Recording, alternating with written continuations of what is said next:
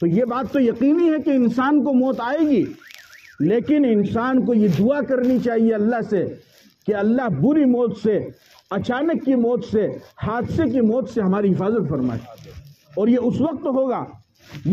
ہوگا کہ جب انسان صدقات کرے گا، کہ صدقہ کرنے سے اللہ رب العزت انسان کی بری موت سے محفوظ فرماتے ہیں، انسان کی بلاؤں سے اللہ حفاظت فرماتے ہیں۔ چنانچہ ایک صحابی کے بارے میں آتا ہے کہ وہ نابینا تھے،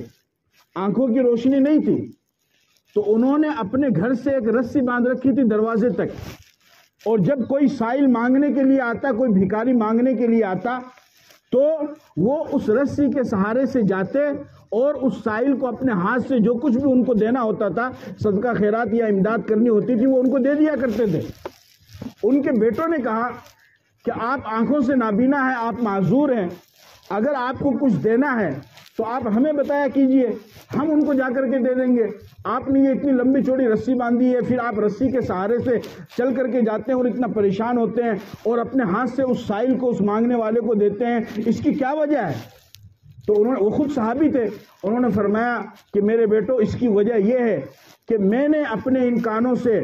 اپنے نبی محمد صلی اللہ علیہ وسلم کو فرماتے ہوئے سنا کہ جو انسان کسی سائل کو اپنے ہاتھ سے دے گا اور اس کی ضرورت کو پوری کرے گا تو اللہ اس کو بری موت سے محفوظ فرمائے گا۔